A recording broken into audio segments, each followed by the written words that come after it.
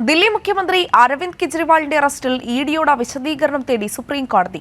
വെള്ളിയാഴ്ച വിശദീകരണം നൽകാൻ ഇഡിക്ക് സുപ്രീം കോടതി നിർദ്ദേശം നൽകി. വിവരങ്ങളുമായി ജിൽബി തോംസൺ ചേരുകയാണ് ദില്ലിയിൽ നിന്ന്. ജിൽബി, ലോക്സഭാ തെരഞ്ഞെടുപ്പിന് തൊട്ടു മുൻപ് അരവിന്ദ് കെജ്രിവാളിനെ അറസ്റ്റ് ചെയ്തത് എന്തിന് എന്ന നിർണായകമായ ചോദ്യമാണ് ഇഡിയോട് സുപ്രീം കോടതി ഉന്നയിച്ചിരിക്കുന്നത്. വിശദീകരണം നൽകാനും നിർദ്ദേശമുണ്ടായിരിക്കുന്നു. എന്താണ് കോടതിയിൽ സംഭവിച്ചത്?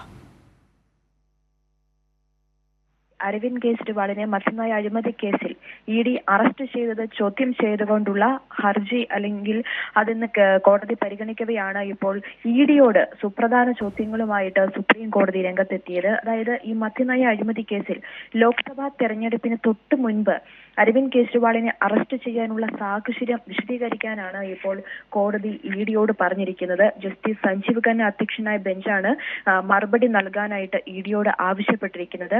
നിയമപരമായ മറ്റ് 3 ചോദ്യങ്ങളും കോടതി ഇഡിയോട് ഇന്ന് ചോദിക്കുകയുണ്ടായി. അതായത് അന്വേഷണത്തിനും അറസ്റ്റിനും ഇടയിലെ കാലതാമസം വിശദീകരിക്കാനും കോടതി നിർദ്ദേശം നൽകിയിട്ടുണ്ട്.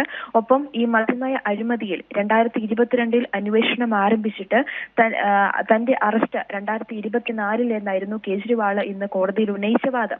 അതിനാൽ തന്നെ ഈ വിഷയത്തിലും വെള്ളിയാഴ്ച മറുപടി സമർപ്പിക്കാനായിട്ട് ഇപ്പോൾ കോടതി ഇഡിയോട് ആവശ്യപ്പെട്ടിട്ടുണ്ട്.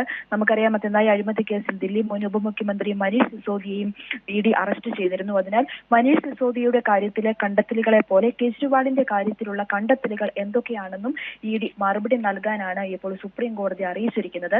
എന്തായാലും ഈ അറസ്റ്റ് ചോദ്യം ചെയ്തുള്ള ഹർജിയിൽ ഇപ്പോൾ സുപ്രധാന ചോദ്യങ്ങളാണ് ഇഡിയോട് കോടതി ചോദിച്ചതും അതിന്റെ വിശദീകരണം വെള്ളിയാഴ്ചകം മറുപടിയായിട്ട് നൽകാനുമാണ് ഇപ്പോൾ കോടതി നിർദ്ദേശിച്ചിരിക്കുന്നത്. അഞ്ജന.